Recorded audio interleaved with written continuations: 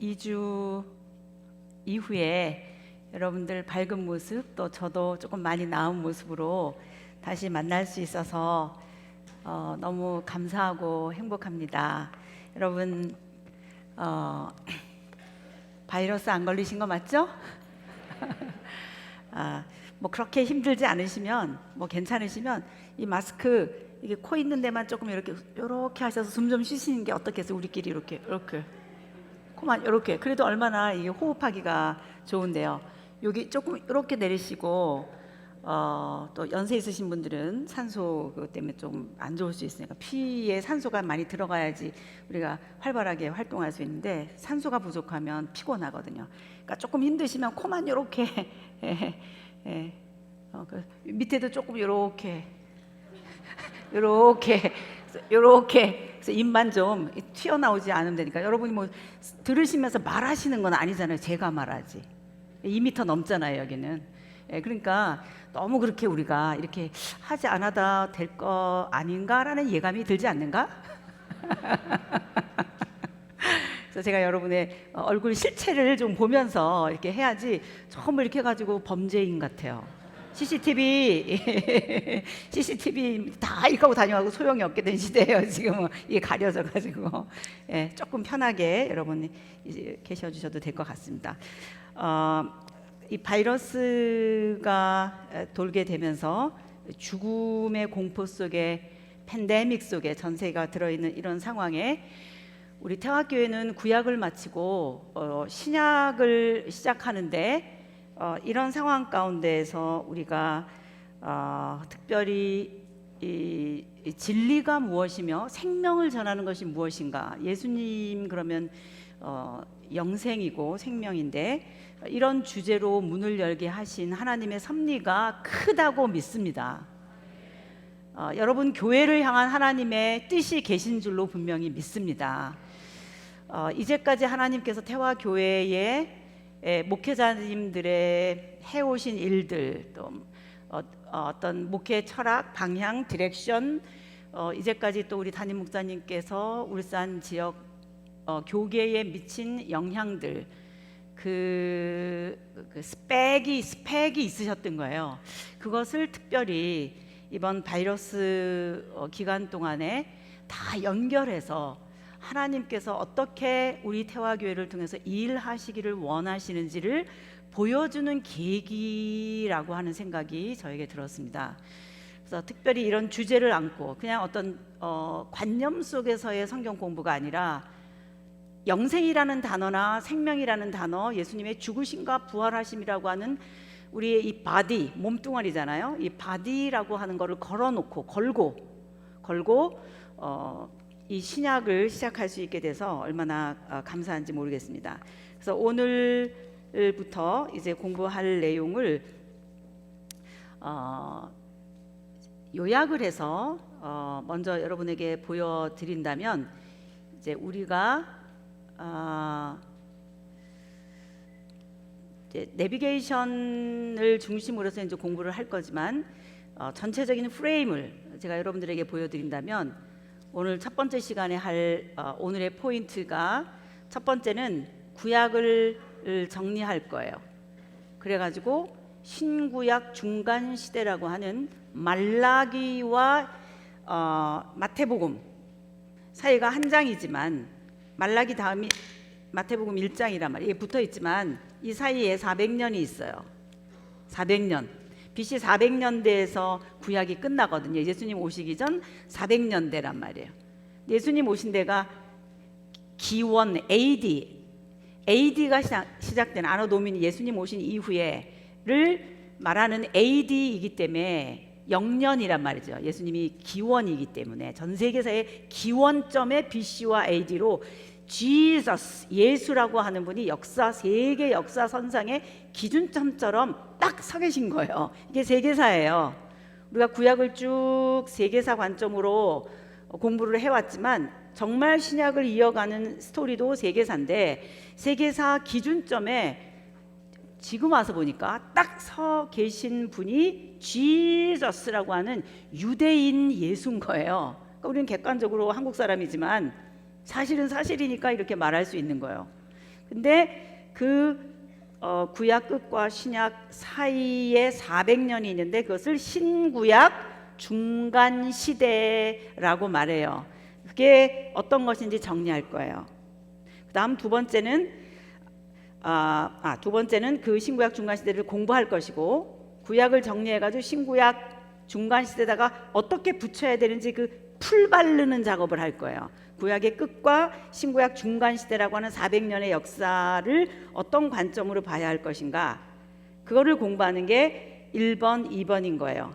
그 다음에 신약은 어떤 내용들이 있으며 신약 전체는 어떤 식으로 우리가 구약처럼 창출민수사사망 대라는 이것처럼 어떻게 꿰뚫을 수 있을까. 대체적으로 이렇게 서론적인 공부를 우리가 첫 번째 오늘 하지 않을까 생각이 듭니다. 근데 이 시간에만 예배를 드리고 돌아가실 분들도 여기에 계셔서 제가 좀 안타까운데, 사실은 이 첫 시간이 제일 딱딱하고 어렵거든요. 그러나 지난 시간에 조금 연결해서 여러분들이랑 제가 설교를 1시간 하고 또 2주 만에 제가 다시 돌아왔기 때문에 대체적으로 어떻게 연결되는가를 여러분들이 유념하시면 좋겠습니다. 키포인트를 제가 말씀을 드린다면 구약하고 신약을 어떻게 연결해야 될 것이냐 그랬을 때 우리가 부른 찬양이에요. 심판 아니다, 죽음 아니다, 멸망 아니다, 영생이다. 이게 키포인트예요. 이걸 여러분들이 생각하시고 이제 그동안 우리가 공부한 우선 첫 번째 우리의 지금 공부할 이 제목을 한번 다 같이 한번 해볼까요? 제목이 이거예요. 자, 한번 읽어보겠습니다. 구약을 단숨에 확 꿰n 다음 신약에 붙여라. 시작. 구약을 단숨에 확 꿰n 다음 신약에 붙여라. 이런 내용이에요. 자, 구약을 단숨에 확 꿰면 어떤 내용이 있는가? 자, 우리 창출민수사사망 대라는 한번 해볼까요? 시작. 창출민수사삼왕 대가 왜 길어요? 창조부터 포로 귀환까지의 내용이 다 들어있기 때문에 역대상하가 긴 내용이 있어서 제가 길게 했어요. 대라는 이런 내용이었어요. 그래서 우리는 자, 구약을 한번 단숨에 확 꿰볼 건데 구약을 한순간에 꿰 수 있을까? 제가 한번 꿰볼 거예요. 성경은 창세기 1장 1절은 오리진, 기원부터 시작하는데 창조하신 만물 가운데 핵심이 지구였고, 지구 가운데 사람이 살아갈 수 있는 초기 인류 공동체는 메소포타미아 문명이다라고 일반 사회에서 말하는데 우리는 성경에서 그걸 에덴이라고 말한다. 그 결과 세워지는 것은 메소포타미아 문명 바벨론이라고 하는 제국이다. 바벨론 제국의 발흥까지를 염두에 두고 당시 왕궁 교육을 어마어마하게 많이 받았던 모세가 문헌을 쓰는 학자로서의 관점으로 자기 민족의 국사인 아브라함, 이삭, 야곱이라고 하는 족장들의 이야기를 어떻게 세계사랑 연결할 것인가 라고 하는 객관적인 학자의 마인드를 가지고 스트럭처를 잡은 게 창세기 1장부터 11장 창조 인류 일반 역사가 시작되다. 그래서 바벨론 제국의 발흥까지 하나님께서 아담에게 왕권을 주셨다. 이제 인간이 왕 되라. 공동체가 만들어지면 왕이 나타나겠지. 그게 세계사다. 그렇지만 그런 가운데서도 잊어버리지 말아야 될 게 있어. 진짜 왕은 너 아니고 난 거는 알겠지? 아담 PhD 논문으로 왕 되다. 그렇지만 진짜 왕은 나야. 그렇게 흘러가는 세계사 속에 하나님을 거부했지만 그런 가운데서도 세계사 속에 내 나라 이스라엘을 세우겠다. 하나님은 왜 세계사 속에 당신의 나라를 세우시려고 하는가? 당신이 왕인 것을 알게 해주려고. 그래서 이스라엘 공동체를 통해서, 이스라엘이라고 하는 하나의 국가를 통해서 너 때문에 모든 민족이 복을 받는 그런 사명을 가지고 진리 확진 국가로 진리 보유 공동체로서 너로 인하여 모든 민족이 복을 받는 그런 나라가 되면 좋겠다. 너희 나라의 왕은 나다. 이러고 시작하는 것이 창세기 12장에서 하나님 나라를 건설하기 시작하신다. 이스라엘 국사도 시작된다. 국사가 시작되려면 국민이 있어야 되고, 아브라함, 이삭, 야곱 국민 만들기, 이집트로 들어가서 국민 만들기 끝. 그 다음 출애굽기라고 하는 실제 역사 속에서 하나님이 법을 만드시고, 법 만들기, 국민, 주권, 그 다음 영토, 땅이 있어야 나라니까 이동해서 가데스바네아를 통과해서 왼쪽에 가나안 땅으로 들어가려고 해. 여기가 영토가 돼야 되니까 국민, 주권, 영토. 그래서 창출민까지 와서 그 다음 모세가 죽고 여호수아가 영토를 정복하니까 영토 만들기까지 끝나서 이제는 모든 나라로서의 조건이 완성됐구나. 장, 줄, 민, 수까지 하고 난 다음에는 이 영토 안에 고정돼서 이제는 하나님의 나라로서 사명을 감당하면서 그렇게 살면 좋겠다 이거예요. 그 사명을 감당하면서 사는 것을 하나님께서 몇 개의 단어로 함축하셨어요. 그게 뭐냐? justice, 공평이에요. 또는 정의예요. 사회화로 살아가기 때문에 국가니까. 지금 전 세계가 다 국가잖아요. 나라들이 있잖아요. 그 나라는 어떻게 경영되어야 하는가?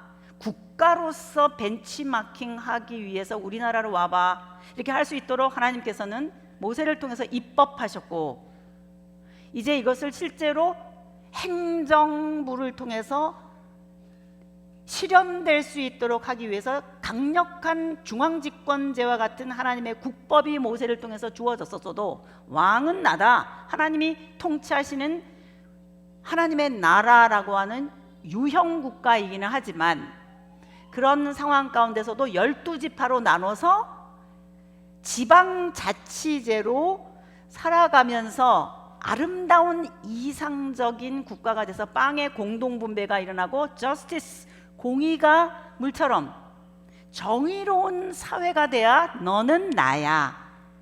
사랑으로 통치되는 공동체이기 때문에 예나 지금이나 오늘 이 시간까지도 빵 문제, 얼마 전에 삼성 문제 때문에 철탑에 있던 분이 뭐 355일 만에 내려왔다며. 이게 다 뭐겠어요? 빵 좀 같이 나눠 먹자 이겁니다. 정의란 무엇인가, 공의란 어떤 것인가를 실현해내야만 되는 게 인간이라는 거예요. 왜? 인간은 하나님 닮았으니까. 영광 해내면 좋겠다는 거예요. 사람은 살아가면서 개나 돼지처럼 먹고만 사는 게 아니라 어떻게 하면 내가 더 먹을 것을 많이 얻네, 먹을 것을 많이 얻게 해주는 하나님은 감사하다, 나에게 빵을 많이 주시니까 감사하다, 이런 정도의 종교가 아니라 모든 다른 종교에 있는 그런 기복신앙, 빵 문제를 해결해주고 나에게 필요한 조건을 가져다주는 그런 다른 종교에도 있는 그런 정도가 아니라 창조주 하나님을 영광해내는, 하나님이 어떤 분이신지를 알아서 하나님이라면 이렇게 살으실 텐데 라고 하는 거를 너희들은 내 자식이니까 살아내보면 좋겠다.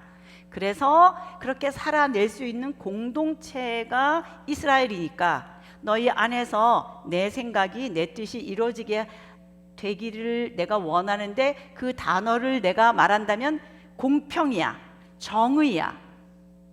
그리고 특별히 그게 잘 이루어지기 위해서 제일 안 되는 것이 생활고에 시달리는, 남의 도움이 없으면 살 수 없는 최저임금자와 같은, 오늘날로 말하면 그런 용어가 우리에게도 있듯이 사회 정의가 일어나고 빵의 공동분배가 일어날 때 제일 그것이 필요한 사람들이 남의 도움이 없이는 절대로 생존이 불가능한 사람을 하나님이 단어로 찝으신 거예요. 자, 공평과 정의가 일어나야 된다. 저스티스가 있는 사회가 되어야 된다. 그러기 위해서 꼭 그것이 무엇인지를 알기 위해서 단어를 줄게. 그 단어가 뭐냐? 고아와 과부와 나그네를 잊어버리지 말고 기억하고 그들까지 이게 미쳤는지 안 미쳤는지 꼭 생각을 해봐라. 이렇게 단어를 던지셨어요. 제가 지금 한 말이 예언서의 콘텐츠예요. 자, 창, 출, 민, 수, 사까지 왔을 때 이 나라는 이런 나라가 돼야 돼. 강력한 하나님의 왕권과 지방자치제와 같은 12지파로 나눠서 살을 때 그 안에서 일어나야 하는 일이 뭐냐. 살다 보면은 어떤 사람 좀 게을러서 땅을 잊어버리기도 하고 그러기도 하지만 마지막 가서 70년 한 번씩 다시 50년 만에 신년이 돌아오고 그렇게 되면은 다시 땅이 그 사람의 소유로 돌아갈 수 있도록, 이게 얼마나 그 정의와 공의가 물처럼 흐를 수 있도록 시스템으로 제도화할 만큼 토지 경제를 만들어 놓으신 거냐고요, 하나님께서. 그런 사회를 이루면서 살아가라. 다른 모든 나라들이 나 하나 잘 먹고 잘 살려고 살고 있는데 가운데서도 내 나라는, 내가 통치하는 나라는 율례, 법도, 내 율법, 내 나라의 국민들이 이렇게 살아가면 좋겠다라고 생각하는 대로 하면 좋겠는데, 그 말이 어려우면 고아와 가부와 나그네, 정의, 공의, 이런 말을 가지고 기억하렴. 이게 압축된 언어예요. 이 단어가 예언서에 수도 없이 많이 나온다 이 말이. 그게 뭐냐, 이 사회의 가치라는 거예요. 이 나라를 왜 건설하셨는가, 하나님께서. 역사는 왜 흐르는가, 오늘도 우리는 왜 이런 상황 가운데서 이것이 주제인 사회에 오늘도 살고 있는가. 이거를 성경 먼지 묻은 책이야, 옛날 얘기야가 아니라 오늘 이 시대 속에서도 그것이 여전히 주제요, 싱싱하게 살아서 움직여야 할 우리의 관심 대상이라고 하는 것을 잊어버리지 말아야지. 성경이 옛날 얘기가 아니라 오늘 우리의 얘기고, 이것이 캐논인 거예요. 캐논, 이것이 기준인 거예요. 그래서 이제 사사시대부터는 그런 사회가 이루어져야 되는데 뚜껑 열고 보더니 엉망인 거예요. 큰일 났네. 차라리 우리 왕이라도 있으면 좋겠다. 힘없어도 우리가 칼 가지고 우리를 막 다스리는 저런 다른 나라의 왕들처럼이라도 되면 좋겠다. 왕을 기다리고 있을 때 누가 나타나냐? 다윗이. 그래서 다윗을 데려오는 책이 룻기였고, 그래서 그 다음 이어지는 스토리는 사무엘상하인데 창, 출, 민, 수, 영토 만들까지 끝. 사사기쯤 오면 이 나라는 어떻게 살아야 할 것인가는 이상사회에 대한 것을 우리에게 말해주고, 앞으로 그런 나라가 건설되어야 되는데 그걸 실제로 한 왕이 다윗이었다. 그래서 다윗의 정치 철학이 들어있는 책이 시편이다. 그의 왕상, 나의 왕권이 무엇이냐, 나는 진짜 왕이 아닙니다, 하나님이 진짜 왕이십니다. 난 PhD 논문으로 왕되다. 그렇지만 진짜 왕은 나의 세계사 속에 내 나라 이스라엘 세우겠다. 국민을 만들었으니 법도 제정하고 영토도 주겠다. 모델이 되라고 나라를 만드는데 엉망이구나. 이상사회가 되라고 만드는데 엉망이구나. 그런데 다윗, 너는 내 마음에 합한 모델 왕이다. 이상국가 이론에 나오는 그 왕하고 똑같이, 공자사상이나 플라톤이나 똑같이, 왜 왕은 하늘의 지혜를 가지고 해야 되는 철왕이어야 하며 하늘을 대신하여 통치하는 천자여야 하는가? Son of God, 하나님의 아들, 하늘 아들. 그 사람이 통치하면 곧 하늘이 통치하는 것과 같은, 이게 이상사회의 왕상이다라고 말하는, 이 인문학에서 얘기하고 있는 왕상으로 우리를 본다 할지라도 성경이 경쟁력이 있다 이거죠. 그것이 사사시대요, 사무엘상하다. 그래서 다윗왕이 나타나야 되는데 다윗왕은 모델이다. 다윗왕이 하는 것이 뭐냐? 진리를 가지고 있는 종족이다. 우리가 살아가는 거, 공의와 정평, 공의와 정의가 있고, 하나님이 왕으로 통치하시는 하나님의 성격은 그런 것이었는데, 고아와 가부와 나그네를 돌보면서 빵이 모든 사람에게 똑같이 분배가 되는, 모두가 다 잘 사는, 너는 나다, 사랑으로 통치되는 나라를 이루는 것, 그것이 이 세계 역사 속에 내가 하고 싶은 일이다. 그거를 아는 왕, 우리는 진리 보유 공동체야. 우리는 진리를 가지고 있는 나라야. 내가 진짜 왕이 아닙니다.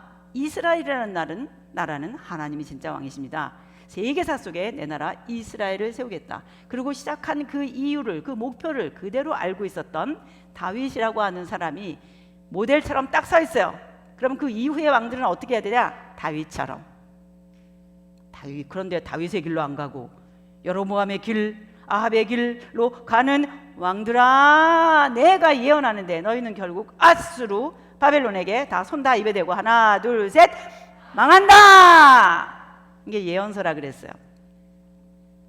예언서 12권 아무것도 어렵지 않다. 왕사 속에, 다윗 이후의 왕사 속에 쭉 흘러가고 남북이 갈라지고 이렇게 흘러가는 역사 속에 바알과 아세라를 섬기는 세상의 종교와 사상과 철학대로 살 것이냐, 아니면 다른 말로 말하면 세상이냐, 다른 말로 말하면 가인 계열이냐, 다른 말로 말하면 하나님을 왕인지 모르는 인간이 창조한 신, 풍요와 다산의 신 바알과 아세라 신을 섬기고 있는 전 세계의 종교와 사상과 철학대로 갈 것이냐, 아니면 그런 세상 속에 너희들이 들어가서 하나님의 나라가 임해서 너로 인하여 모든 민족이 진짜 복이 뭔지를 아는, 진리가 뭔지를 아는 하나님의 백성이 되게 할 것이냐. 둘 중에 하나인데, 다윗은 그렇게 했는데, 대리통치자로 알고선 그렇게 살아갔는데, 그 이후에 왕들은 보니까 바알과 아세라를 하나님처럼 섬기고 있게 된 거에 이스라엘의 역사였다 이 말이죠. 근데 그때 나타난 사람들이 선지자인데 하는 말이 뭔가, 망한다. 그래서 12권의 내용이 그 내용이었는데, 정말 그 말대로 북이스라엘은 아수르에 망하고 남유다는 바벨론에 망하게 됐고, 진짜 망했는데 그 다음에 모든 선지자들이 예언한 대로 망한다. 그러나 심판이다. 그러나 구원이다. 심판하시나 구원하시다. 죽음, 너 이제 그러다 죽는다. 아니야, 다시 회복이야. 그래서 구약의 끝이 어떻게 끝나나, 자, 우리가 지금 구약을 단숨에 확 깼어요.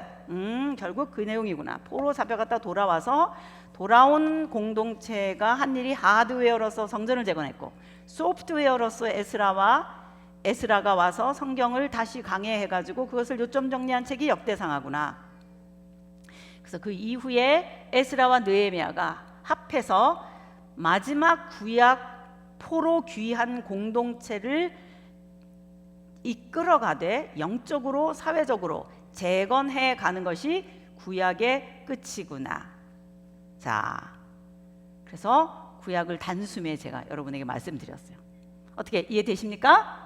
네, 구약을 다 공부했어요. 그래서 구약을 단숨에 확 깼어요. 그래서 구약이 끝났어요. 자, 그럼 이제 이 구약이 끝난 이 내용을 어떻게 신약에 이어서 붙여야 될 것이냐.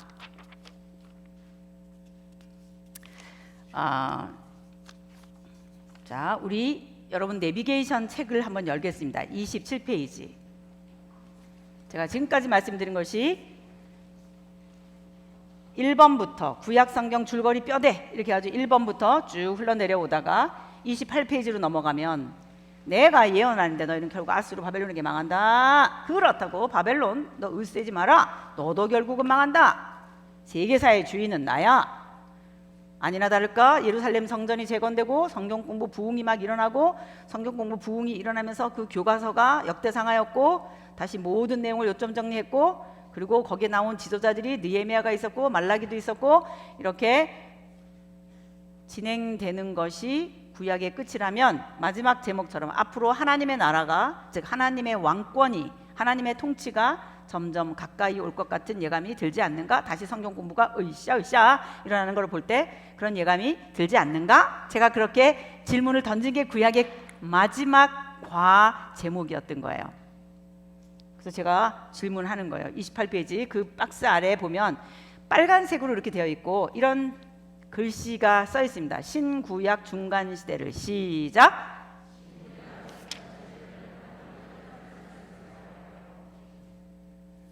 네, 신구약 중간 시대를 한마디로 표현할 수 있을까요? 제가 이렇게 질문했어요.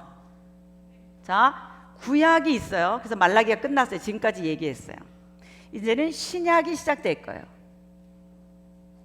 신구약, 구약과 신약의 그 사이에 몇 년이 들어있다 그랬어요? 400년이 있다 그랬어요. 그 400년을 한마디로 얘기할 수 있을까요? 제가 이렇게 질문해놓고 대답을 그 옆에 썼어요. 자, 우리 대답을 다 같이 한번 읽어볼까요? 이 400년을 제가 어떻게 정리했는지. 시작. 넷, 유, 대, 교, 발생. 다시 한번 읽어볼까요? 넷, 유, 대, 교, 발생. 지금도 우리가 유대교 그럼 알잖아요. 유대교하고 기독교하고 다른 거 여러분 아시죠? 네, 신구약 중간 시대를 한마디로 뭐라고 말할 수 있을까요? 유대교 발생인 거예요. 그 옆에 그 28페이지 맨 아래 문장을 보시면 제가 이렇게 써놨어요. 유대인의 신앙, 유대교를 나왔습니다.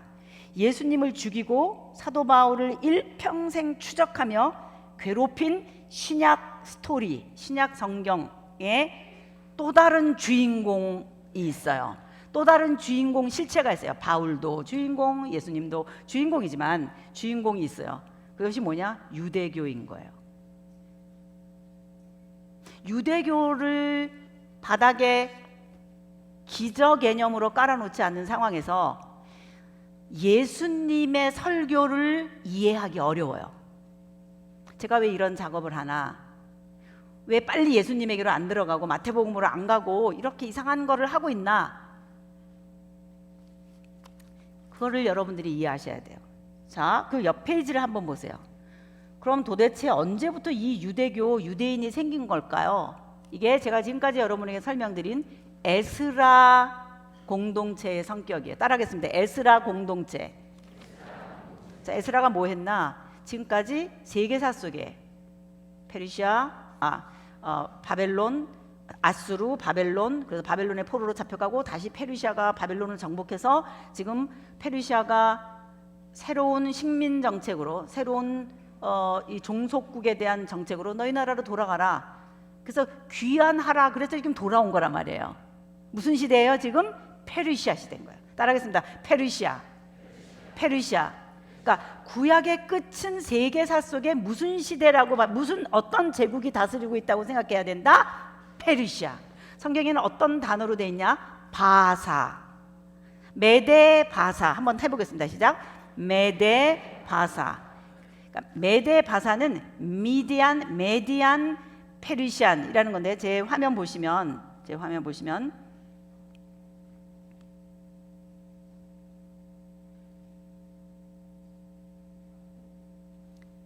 여기 페르시아 써 있죠.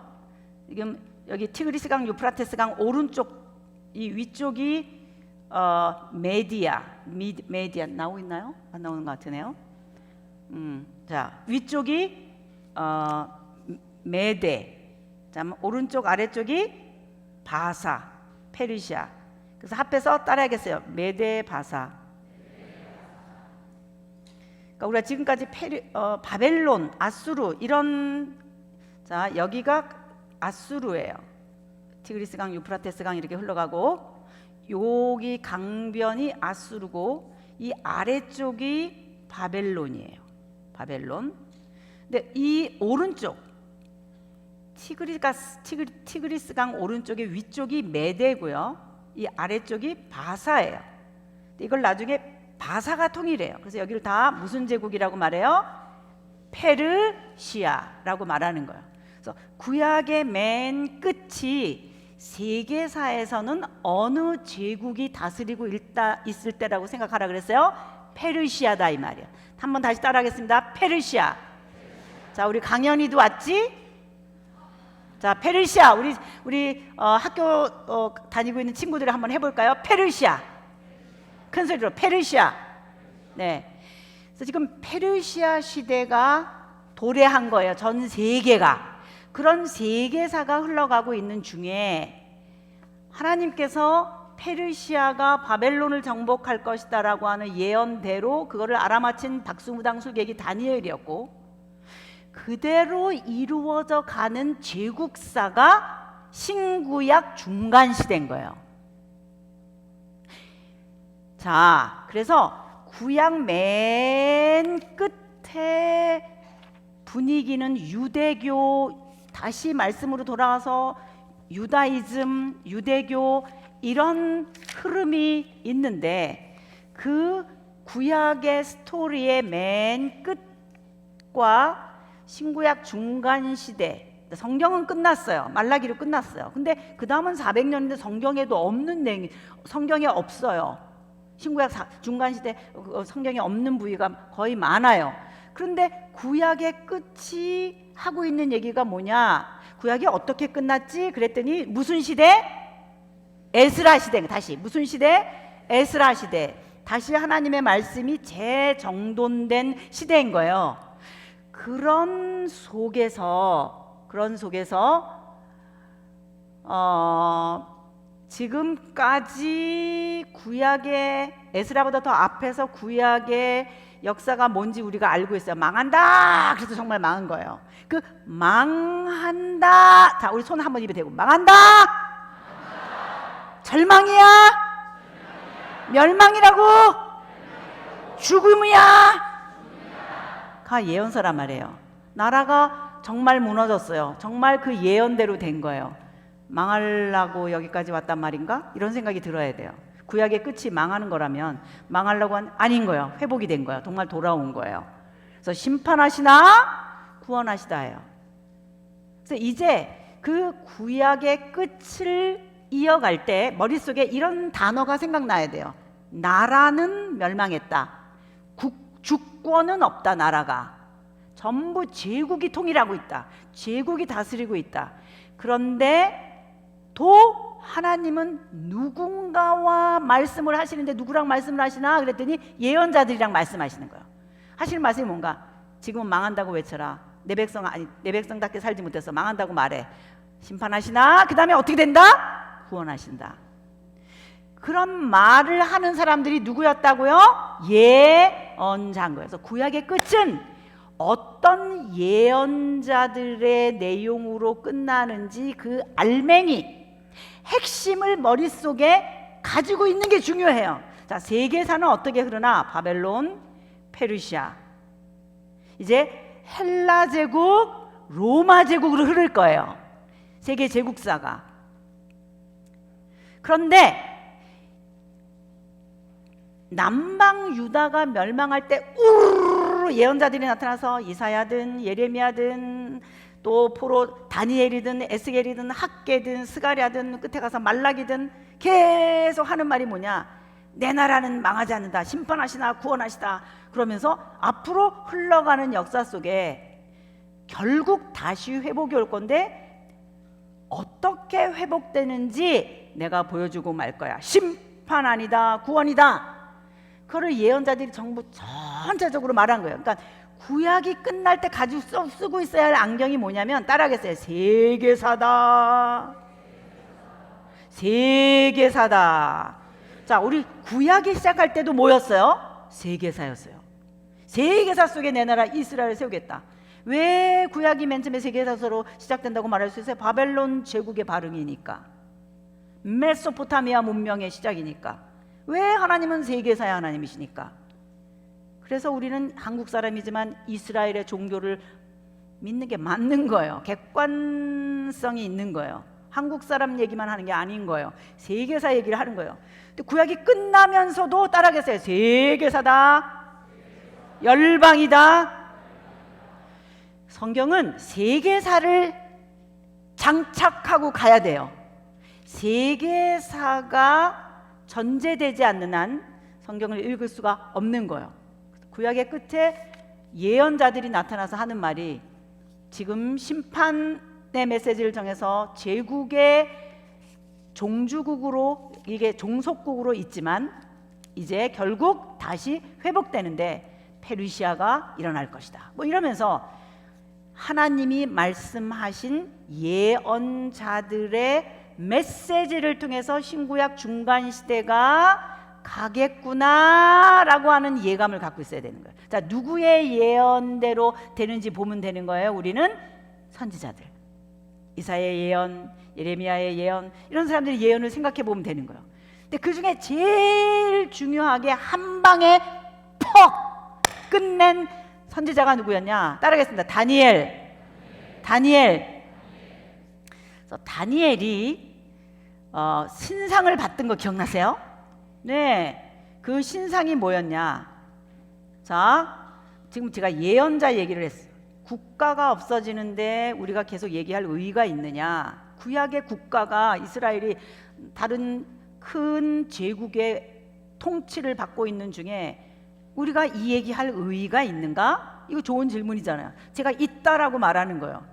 하나님은 누구랑 말씀하시냐? 국가는 없어져서도 예언자들이랑 얘기하시면서 앞으로 어떻게 될 것인지를 보여주시겠다 그러면서 당대 최고 황제인 느부갓네살이 꾼 꿈을 가지고 미래학자로서 그 당시 사람들로 볼 때는 박수무당 술객이라고 볼 수밖에 없는 히브리 민족의 하나님 야훼 하나님에게 신탁을 받아서 미래의 역사는 이렇게 흘러갈 것이다 라고 보여냈던 다니엘을 높이시고, 그 다니엘이 느부갓네살이랑 합작한 이 시대의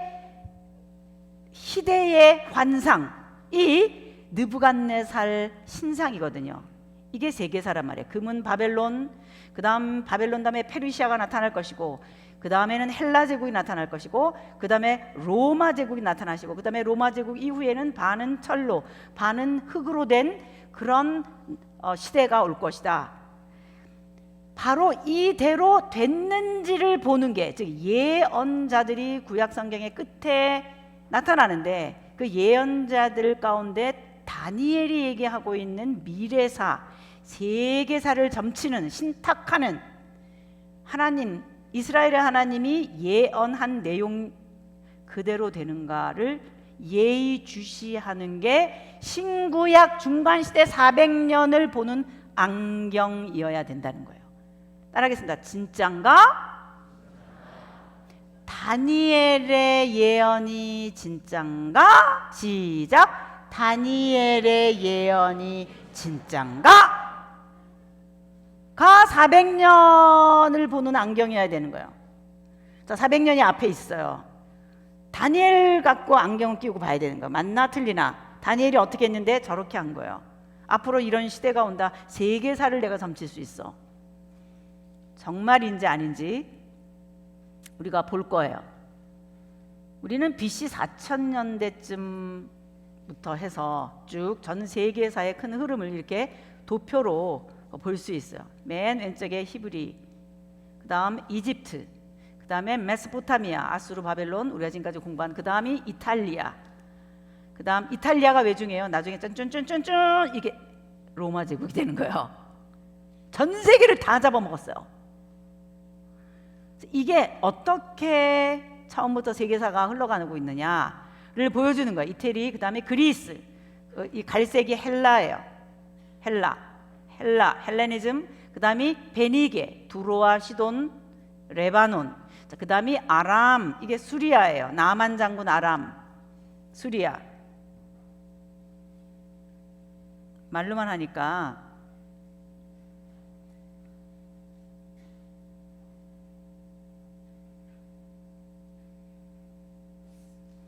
자, 여기가 수리아, 이게 해쪽 속 히타이트, 지금의 터키 쪽 아나토리아 반도, 여기가 이란, 페르시아,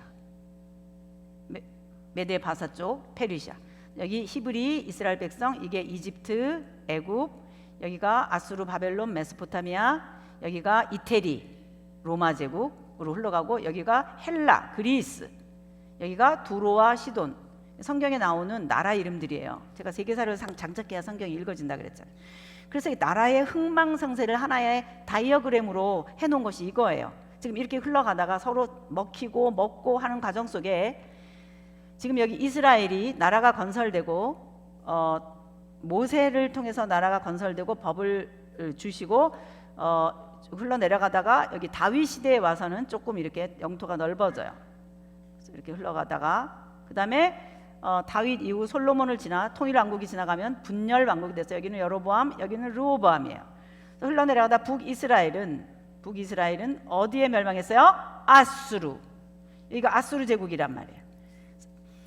그리고 남방유다 흘러내려가다가 어디에 망했어요? 130년 더 흘러내려가다가 어디에 망했다? 바벨론.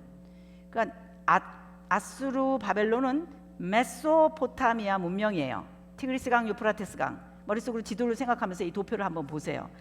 바로 처음에 요 빨간색이 이 바깥에 이 색깔이에요. 색깔이 다르죠? 자, 그 다음에 요 색깔이 페르시아예요. 자, 여기가 바벨론의 통치를 받던 시대예요. 그래서 바벨론에 의해서 나라가 멸망하면서 BC 600년대부터 무너지기 시작하는 거예요. BC 587에 완전히 멸망해요. 그 다음 이 바벨론을 먹은 어느 나라? 바사, 메데 바사. 제가 말씀드린 페르시아가 이거예요. 페르시아 제국 어마어마하죠? 네. 자, 이게 첫 번째 아수르 바벨론 5대 제국으로 말하면 아수르와 바벨론 이렇게 바벨론, 그 다음 뭐 성경에 나오는 네 마리의 짐승 차원에서 보면 네 개의 제국인데, 바벨론 다음에가 페르시아, 바사, 이게 대제국의 역사인 거예요. 그 다음 정말 여기 알렉산더, 헬라 제국의 알렉산더가 이만큼이나 저 인더스 강까지, 인도까지 정복을 해서 땅이 이렇게 넓어진 거예요. 이걸 그대로 가져가면 이렇게 점점 넓어지겠죠. 나중에 로마처럼 이렇게 됐을 뻔했는데 헬라가, 그게 아니라 지금 알렉산더가 요절했어요. 30대에 죽었어요. 일찍 전염병으로. 그래서 그 다음 여기 이만큼이 알렉산더의 부하 셀루쿠스가 세운 메소포타미아, 아수르, 바벨론 땅 정복한 이 왕국이 생긴 거예요. 백성은 아수르, 바벨론 백성인데 주권은 알렉산더 부하에게 있었어요. 그래서 이쯤 왔을 때는 BC 300년대쯤 왔을 때는 티그리스강, 유프라테스 강도 헬라가 통치하고 있었고, 그 다음 이집트도 알렉산더의 부하 프톨레마이오스라는 사람이 통치하고 있었고, 알렉산더 쪽이었었던 헬라 쪽은, 그리스 쪽은 그대로 여기서부터 흘러내려오던 그리스 그 영토 그대로 다스리고 있었고, 그러니까 이게 세 번째 제국인 거예요. 지금 우리가 뭐 하고 있을까요? 바벨론, 아니 다니엘의 렌즈로 신상 예언대로 진짠가? 를 보고 있는 중인 거예요. 예언인데, 다니엘의 예언인데 느부갓네살 환상을 해석한 다니엘의 신탁, 이스라엘의 하나님을 통해서 해석한 그 내용이 세계사였다는 거예요. 정말 구약의 끝이 예언자들의 내용으로 이어지며 정말 그대로 되는가? 구약의 끝은 세계사인가? 예스! 세계사인 거예요. 그걸 확실히 보여주는 게 다니엘의 신상인 거예요. 따라하겠어요? 세계사가 그대로 되는가? 시작! 세계사가 그대로 되는가? 되는 건가? 이렇게 1대 아수르 바벨론 제국, 2대 페르시아 제국, 3대 알렉산더 헬라 제국, 네 번째가 그런 상황 가운데서, 자 이제 보세요. 여기가 지금 헬라였단 말이에요. 이만큼이 헬라 제국. 그 다음이 뭐냐 그랬더니, 이런 상황 가운데 점점 헬라가 쭈그러들더니, 이것도 헬라였잖아요. 쭈글쭈글. 이거 프톨레마이우스 헬라 알렉산더의 부하가 세웠던 그런 나라인데 이것도 점점 쭈그러들지. 이집트 정복해가지고 세운 왕권이 프톨레마이우스 왕권인데 이것도 쭈글쭈글 해가지고 이것도 다 여기 결속제. 다 지금 누가 이기고 있어요? 로마. 그때 스타 페르시아의 동방 박사라고 성경에서 여러분들이 얘기하고 있는 동방으로부터 온 박사. 이 박사가 뭐예요? 하늘의 천기 현상, 별을 보고 왕이 나타나는지를 점치는 술객인 거예요.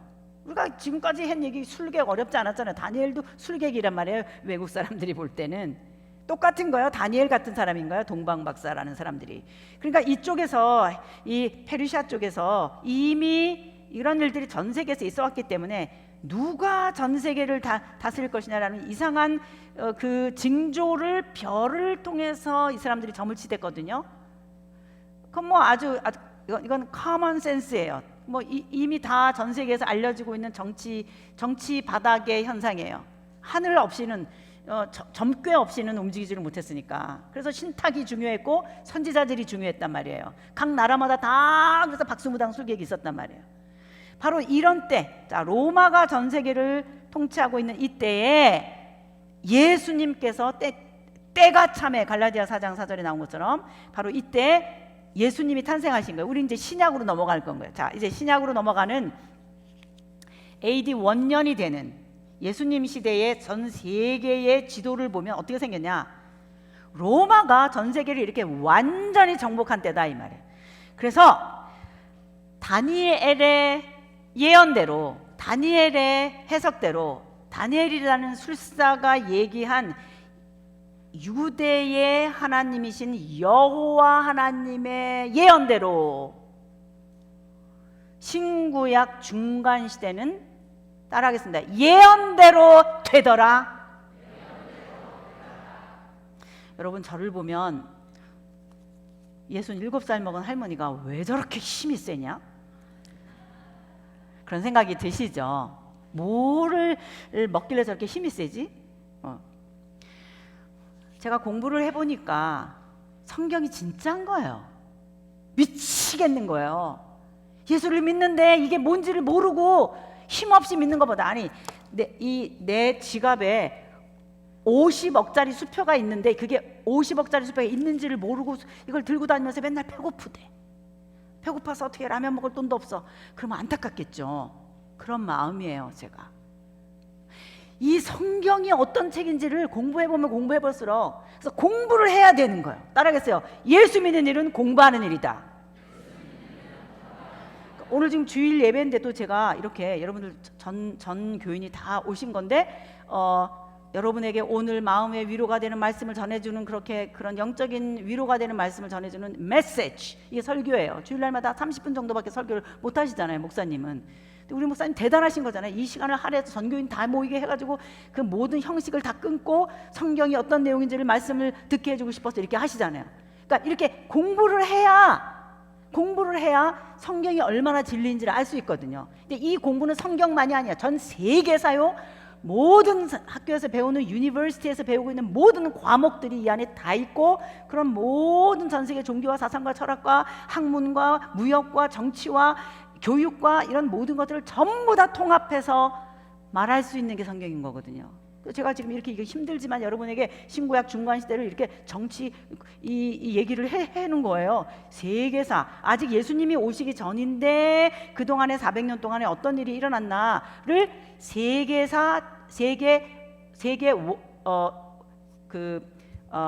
국제사회, 국제세계사를 제가 여러분에게 인류 일반 역사를 말씀을 드리는 거예요. 근데 일어난 일이거든요. 이게 진짜 일어난 일이란 말이에요. 이게 지금 실제 역사란 말이에요, 이 도표가. 근데 그거를 누가 예언했다고요? 다니엘. 정말 그대로 된 거예요. 그래서 금, 은, 동, 철. 그래서 이 신탁이라고 하는 당시에 고대의 신들의 예언을 따내는, 신탁을 받아내는 술사들의 전쟁이에요, 세계사는. 왜? 그 다음에 누가 왕이냐를, 그 다음에 누가 구테타를 일으켜갖고 왕이 될 건데, 그 다음 왕은 누군데, 이거를 알아맞히는 사람들이 술사였거든요. 세계사란 무엇이냐? 세계사라는 왕사예요. 그 다음 차기 대통령은 누구냐? 그 다음 왕은 누구냐?가 관건인데, 그거를 미리 점괘를 통해서 말을 해주니까 언제나 왕궁은 술사가 옆에 있을 수밖에 없었던 거라는 거예요. 그 세계사 중심에 바벨론의 술사 느부갓네살 대황제 밑에 술사 다니엘이 당시의 대표가 되는 느부갓네살과 함께 끌어낸 이 세계사가 신구약 중간 시대에, 따라하겠습니다, 그대로 되더라. 자, 여기까지 이해되셨어요? 네, 그러니까 구약의 끝은 세계사요, 신구약 중간 시대는 정말 예언대로 됐고, 흘러내려오는 중에 이제 신약에 갖다 붙일 때 여러분들이 꼭 알아야 될 포인트만 제가 지금 찍어서 말씀을 드리려고 그래요. 자, 이제 화면을 좀 보실게요. 화면을 보시면 지금 바벨론이 지나갔고, 자, 바벨론이 지나갔고 페르시아가 무너졌어요. 그래서 알렉산더라고 하는 사람과 다리오하고의 전쟁에서 승리했어요. 그래서 알렉산더가 엄청난 땅을 가졌지만 요절을 하는 바람에 곧 그리스 쪽 안에 권력은 옛날처럼 그 땅 그대로를 통치할 수밖에 아까 말씀드린 대로 없었어요. 그러나 이 부하들이 티그리스강, 유프라테스 강과 이집트 쪽을 그대로 점령했었기 때문에 이게 지금 그 땅인 셈인 거예요. 여기를 다스렸다 그랬어요. 그런데 문제가 뭐냐? 자, 화면 보시면 여기가 지금 유대예요. 유대, 여러분 아시죠? 자, 다시 올라갈게요. 여기가 북이스라엘 아수르에 멸망했어요. 남유다 130년 더 흘러가다가 요거 신흥 바벨론이 올라와서 아수르도 치고 여기 남방 유다도 쳤어요. 그래서 신바벨론 제국에 70년 포로 생활을 한 거예요. 그래서 노란색은 사라지고 속이 비어 있으면서, 비어 있는 색깔 보이십니까? 안 보이십니까? 보여요? 그래도 이게 지금 다 뜻이 있어요. 이게 진하고 이거는 흐려요. 속이. 이게 속빈 강정이 주권이 없어졌다는 뜻이에요. 대신 누가 통치한다? 어느 색깔이? 신흥 바벨론. 따라해서 신흥 바벨론. 이게 바벨론 몇 년 포로 생활이에요? 70년. 그거를 표시하고 있는 게 이 도표라 이 말이에요. 이게 몇 년이에요? 70년. BC 600년대 정도부터 이렇게 나오잖아요. 자, 지금 따라오고 계세요? 자, 따라하겠습니다. 예수 믿는 일은 공부하는 일이다. 근데 이 신흥 바벨론을 누가 쳤어요? 신흥 바벨론을 누가 쳐들어갔어요? 페르시아. 자, 이게 아수르 바벨론이 일대 제국이라고 제가 그랬고요. 그 다음에 누가 전 세계를 그 당시에 통합했어요? 페르시아. 그러니까 누구를 친 거예요? 신흥 바벨론을 친 거예요. 누가? 페르시아가. 근데 이 페르시아를 누가 건드렸어요? 그래서 이 페르시아가 다스릴 때가 여긴 거예요. 고레스가 칙령을 내리고 너희 나라 돌아가서 성전을 재건해라. 성전 재건하고 학개스가랴 나오고 에스라가 그 다음에 돌아오고 느헤미야가 돌아오고 여기 말라기도 나타나고 그러는 때가 요만큼인가. 국제적으로는 어느 시대? 페르시아 시대. 여기까지 이해되셨어요? 자, 잊어버릴 값이라도 지금 이해는 되죠? 네. 자, 페르시아가 계속 갔나? 뿅! 한순간에 망했어요. 속빈 강정이잖아요. 색깔이. 누가 정복했어요? 따라하겠어요. 알렉산더. 어느 나라예요? 헬라. 따라하겠어요. 헬라. 이게 두 번째면 이게 세 번째 제국인 거예요. 어느 나라예요? 헬라. 자, 그럼 이 헬라가 이만큼 유대로 볼 때는 포로 잡혀갔다 돌아온 백성으로 볼 때는 여기가 지금 그리스, 아까 그리스예요. 죄송합니다. 여기가 페르시아야. 페르시아. 여기가 알렉산더. 여기서부터 브라운 색깔. 요거가 알렉산더 때이고 그 다음 요거는 초록색이에요. 이게 뭐예요? 이집트. 프톨레마이우스 왕조 때예요. 초록색이에요. 그 다음 여기 다시 핑크색이 나와요. 요 핑크색이 뭐냐? 이게 알렉산더 부하인 셀루쿠스가 또다시 다스릴 때예요. 이게 왜 그러냐? 이게 이스라엘이라고 하는 이 팔레스타인이라고 하는 이 땅이 이쪽에 아래가 이집트란 말이에요. 이집트. 자, 이집트가 다스리고 이쪽에서는 티그리스강, 유프라테스강 또는 페르시아가 있고 저 위쪽은 유럽이 있는 거예요. 이게 완전히 모든 전 세계의 국가의 배꼽과 같은 중간지대에 교묘하게 들어있어요. 이 팔레스타인 땅이. 이리 가면 유럽, 이쪽으로 가면 아시아, 이쪽으로 가면 아프리카. 전 세계가 통일되려면 여기를 밟아야 되는 거예요. 이 땅을. 그런 교묘한 땅이 팔레스타인이라는 땅이에요. 바로 그러다 보니까 이쪽에서 몰려오고 이쪽으로 몰려오고 이쪽에서 몰려오고 하다 보니까 어떤 때는 이집트가, 어떤 때는 셀루쿠스가 포로 잡혀갔다 돌아온 포로 귀한 공동체. 자, 역사, 세계사는 지금 이렇게 흘러가고 있어요. 때로는 그리스, 때로는 프톨레마이오스, 때로는 셀루쿠스 이렇게 통치하고 있는 이때에 여기서 에스라, 구약의 끝은 에스라, 어느 우리가 지금 말할 때 뭐가 발생했다고 말해야 된다? 유대교 발생. 이게 누구 운동이라고 말할 수 있어요? 성경으로 말하면 에스라. 엄청나게 다시 포로 잡혀가 또 돌아와서 성경 공부 열심히 하고 성경 공부 부흥 운동이 일어나는 것을 보라. 앞으로 하나님 나라가 가까이 올 것 같은 예감이 들지 않는가? 다시 성경으로 돌아와서 열심히 성경 모세오경 배우고 막 그러고 있는 게 무슨 운동이었어요? 에스라. 그럼 이 기간 동안에 오는 동안에 뭐 이집트가 셀루쿠스가 다스리든 알렉산더가 다스리든 누가 다스리든 간에 포로 귀한 공동체는 재건된 예루살렘 성전에서 죽으나 사나 지금 뭐 하고 있어요? 제사 지내고 있다고 생각하셔야 돼요. 여기서. 그러면서 생긴 게 뭐예요? 유다이즘, 유대교 발생인 거예요. 이해되셨어요? 네, 유대교 발생.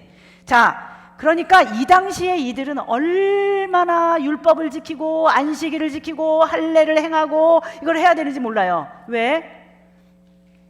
다른 건 모르겠는데 이쯤 왔을 때 알렉산더 헬레니즘이에요. 이쯤 왔을 때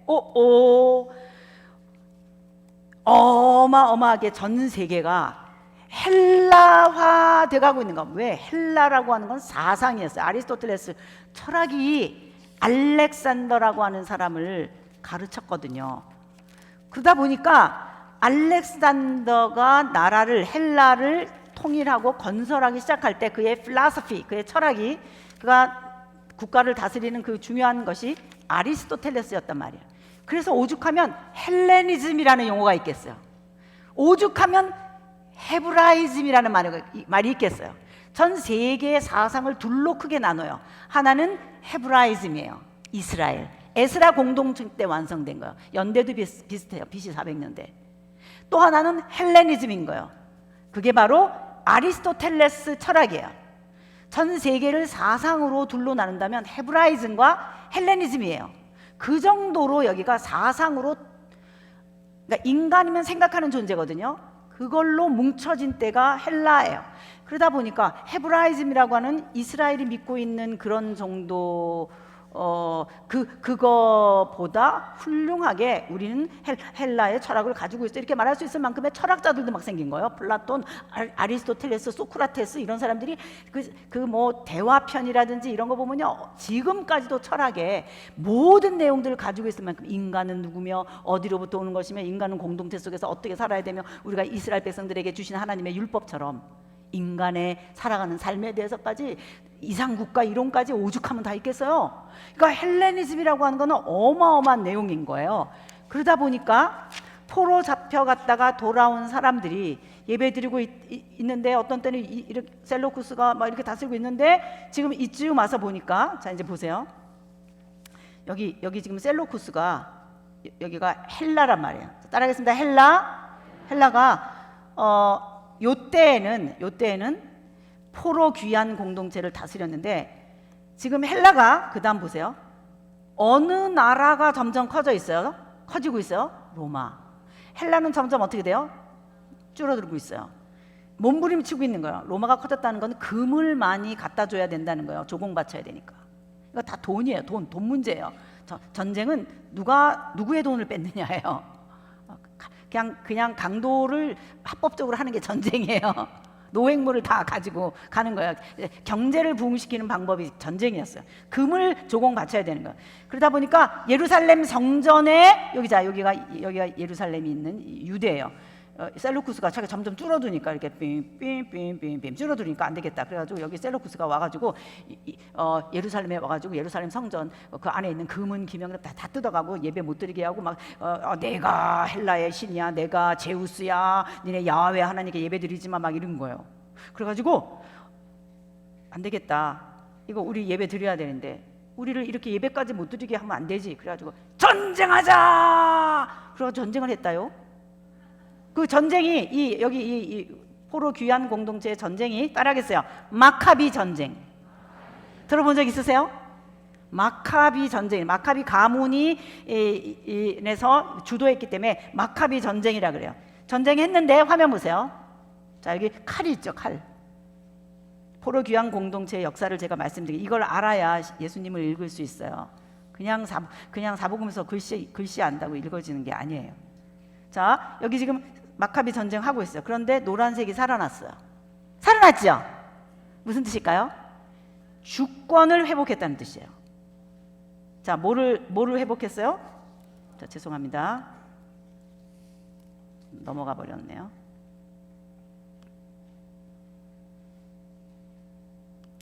자, 주권을 회복했다는 뜻은 무슨 뜻이냐면은 이때 이제는 어느 나라도 다스리지 않는다는 뜻이에요. 바벨론도 안 다스리고 페르시아도 안 다스리고 우리는 독립국가다라는 뜻이에요.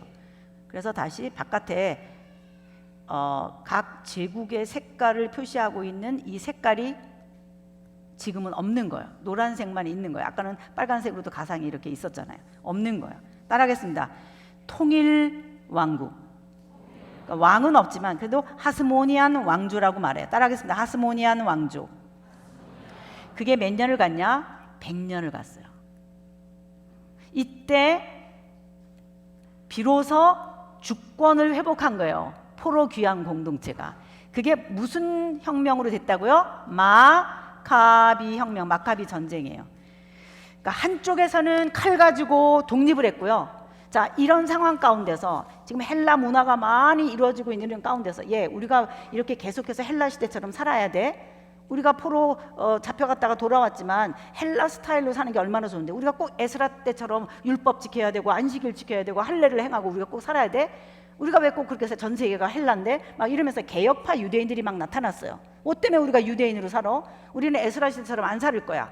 이 BC 300년대쯤 왔을 때는 지금 막 이런 생각을 한 거예요. 헬라 시대잖아 지금은. 우리가 왜 그래야 돼? 자, 우리가 헬라라는 말 굉장히 중요해요. 왜냐? 헬라어로 신약이 쓰여졌거든요. 그리고 이미 이 시대 때에는 구약 히브리어로 되어 있는 구약 성경이 헬라어로 번역이 됐어요. 그것이 셉투아진트라고 하는 70인경이에요. 70인경, 구약을 헬라어로 번역한 최초의 번역 성경을 만들어낸 시대가 이 헬라 시대인 거예요. 헬레니즘 시대인 거예요. 그러니까 굉장히 중요한 상황인데, 유대인들은 헬라 문화가 막 들어오니까 우리가 꼭 유대인처럼 에스라처럼 할례 행하면서 율법 지키면서 살아야 돼. 우리가 꼭 안식일 지켜야 돼. 우리가 꼭 그래야만 돼. 라고 하는 생각을 가지고 있을 수밖에 없었어요. 바로 그때 다시 율법을 해석하자. 오늘 우리에게 모세 오경은 무슨 의미인가? 정말 우리에게 율법이란 무엇인가? 해석하자. 그런 운동이, 문과적 운동이 일어난 거예요. 문무가 있잖아요. 무과적 운동은 마카비 전쟁인 거예요. 그래서 독립했어요. 그러면 이 국가는, 이 하스모니안 왕조는 앞으로 어떻게 흘러가야 될 것이냐라고 했을 때 다시 성경을 해석한 거예요. 모세 시대 말고, 모세가 써있지만 오늘 이 시대에는 모세 시대 때는 없는 여러 가지 일들이 많이 있어요. 예를 들면 지금 사이버법이 있잖아요. 사이버법. 옛날 우리 어렸을 때 사이버법이라는 게 없었어요. 카피라이트 이런 거에 대한 개념이 잘 없어요. 아무거나 막 갖다 복사해서 써도 되고 그랬어요, 옛날에는. 지금은 안 그래요. 조금이라도 남의 것 같다 하면은 절대로 안 되게 돼 있어요. 다 걸리게 돼 있어요. 유튜브에서 안 나와요. 다 유튜브 그 인공지능이 다 검색해서 다 뺏겨버려요. 그런 시대예요. 사이버법이 생긴 거예요. 똑같아요. BC 1500년대에 모세가 써놓은 캐논, 율법이 오늘 이 시대에 BC 150년, 200년 이런 때에 맞는가? 다시 생각해보자. 우리 다시 이 율법을 다시 한번 생각해봐야 될 것 같대. 그런 학자들이 나타났어요. 이런 사람들이 한 운동을 따라하겠어요. 하시딤 운동이라 그래요. 이거는 오늘 이 시대에, 즉 헬라 시대에 어떻게 유대인으로서 살아갈 것이냐를 연구한 거예요. 그래서 그렇게 쓴 레귤레이션, 마치 레위기처럼 그렇게 쓴 거를 미시나라고 말해요. 따라하겠어요. 미시나. 여러분 저거 알아요? 탈무드. 들어본 적 있어요? 탈무드. 여러분 탈무드는 아시죠? 탈무드가 모세오경이에요? 아니에요. 바로 이때 나온 거예요. 이런 때 다시 학자들이, 장로들이, 다시 율법을 연구하는 사람들이 오늘 이 시대에는 이 시대에 맞게 어떻게 살 것이냐. 예를 들면 안식일에 일하지 말라 그랬는데 모세오경은 안식일에 어떤 거 하는 것까지가 일이냐. 자, 밀밭을 지나가다 곡식을 딱 뗐어요. 딱 땄어. 비볐어. 입에 털어넣었어요. 안식일에 이게 일이냐 일이 아니냐를 정했단 말이에요. 안식일에 가야 할 거리는 지금으로 말하면 2km예요. 2km를 넘어가면 안식일을 범하는 거고 2km가 안 되면은 안식일을 안 범하는 거예요. 안식일에 상을 들고 일어나서 걸어가면은 안식일을 범한 거예요. 뭐 이렇게 상 같은 거 들고 가면은 안식일을 범한 거예요. 따라하겠습니다. 장로의 유전. 우리가 사복음서를 보면 장로의 유전이라는 말이 많이 나와요. 이 장로의 유전이 뭐냐면 바로 이렇게 헬라 배경 속에 우리 유대인은 유다이즘, 유대 헤브라이즘, 창조부터 가지고 있는 진리 공동체에게 주신 하나님의 이 내용이 우리에게 맞는지 안 맞는지 이거를 다시 한번 정돈하자라고 해가지고 그거를 연구한 학자들, 그 학자들에 의해서 다시 뭔가 되기 시작한 것이 탈무드, 미시나, 성경에는 장로의 유전, 이런 뜻이라는 거예요. 여기까지 이해되셨어요? 네. 그러니까 율법은 더 고대 모세시대 때의 용어고요. 그 이후에 시간이 흘러가면서 신구약 중간시대를 거쳐오면서 헬라시대를 거쳐오면서 우리는 유대인으로서 어떻게 살아가야 할 것인가? 유대인이 헬라를 뚫을 수 있을까? 헤브라이즘이 헬레니즘을 뚫을 수 있을까? 하나의 사상 체계로서 헬레니즘, 전 세계의 사상을 통일시킬 수 있을 정도의 사상이 헬레니즘인데, 플라톤, 소크라테스, 이 아리스토텔레스를 뚫을 수 있을 만큼의 또 다른 사상 체계를 가지고 있는 무브먼트가 있는가? 헤브라이즘 아니냐? 이게 에스라 운동인데 도 불구하고 헬레니즘이 더 좋은 것 같아 라고 말하고 있는 이 시대 속에 악착같이 아니야 유대야, 아니야 에스라야, 아니야 성경이야 라고 말하는 게 얼마나 훌륭하냐고요. 그 당시로서는 그랬다는 거야. 살아남기 위해서 몸부림을 친 거예요. 따라하겠습니다. 이게 유대교인 거예요. 따라하겠습니다. 유다이즘, 유대인. 우리가 마태복음 들어가면 유대인들이 나와요. 이거 그냥 아무 생각 없이 읽으면 안 들어오는 개념이에요. 제가 그래서 열심히 설명하는 거예요. 지금 그때 말하는 유대인이 뭔지, 유대인 속에 들어있는 그 역사적 색깔이 어떤 것인지를 우리가 알아야 되기 때문에. 그래서 마카비 혁명을 일으켜서 주권을 다시 찾은 명절이 수전절이에요. 따라하겠습니다. 수전절. 성전을 청결케 했다는 뜻이에요. 막 독수리 막 이런 거 들어온 거 막 갖다 놨었거든요. 예루살렘 성전에다가. 근데 다시 그거를 깨끗하게 하고, 언제나 개혁이 일어나는 건 성전을 청결하는 것부터 나타나요. 그 성전 청결이라는 말은 굉장한 의의가 있어요. 하나님의 주권이 회복되다 이런 말이, 예배가 회복되다 이런 말이 되는 거예요. 그래서 이런 상황이, 즉 마카비의 전쟁과 다시 성경을 재해석하는 영적인 성경 운동이 페리시즘, 따라하겠어요. 바리새파 같은 사람들인 거예요.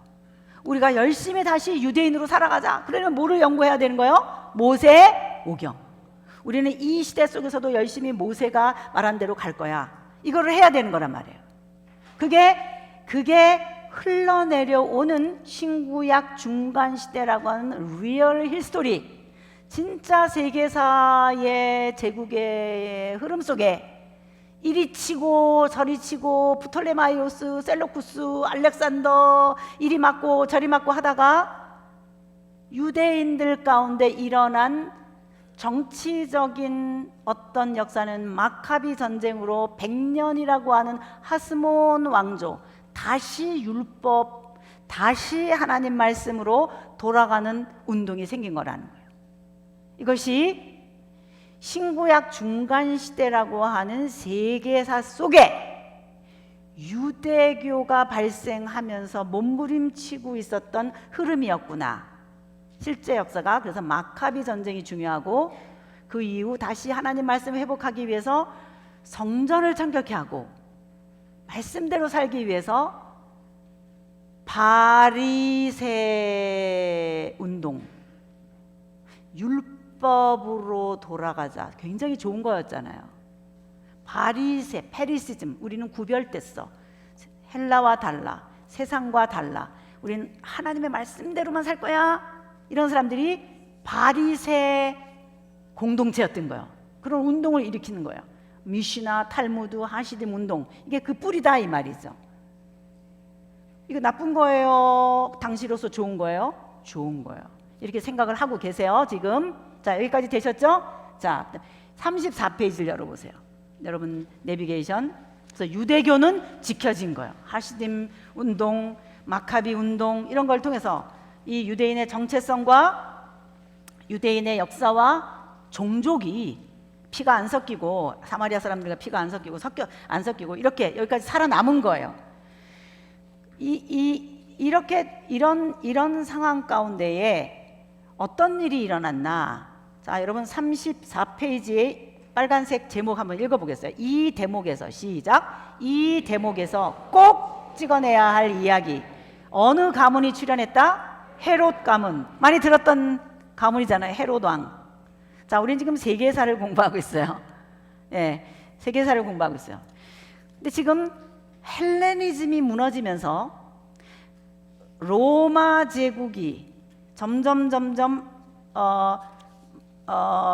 이 흥왕을 하게 되는 상황 가운데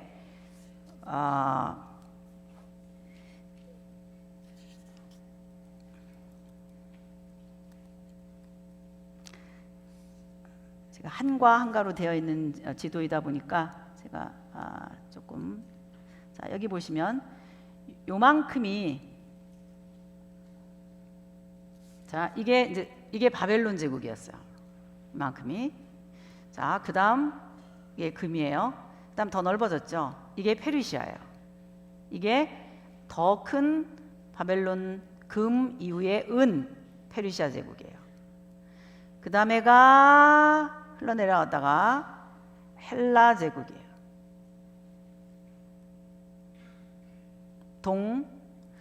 그 다음이 로마 제국. 그걸 둘로 나눠서 프톨레미마이오스와 셀루쿠스 왕조로 나눌 수 있어요. 이게 다 헬라다. 더 넓어요. 로마 제국.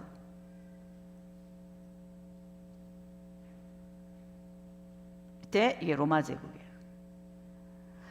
이 지도를 보시면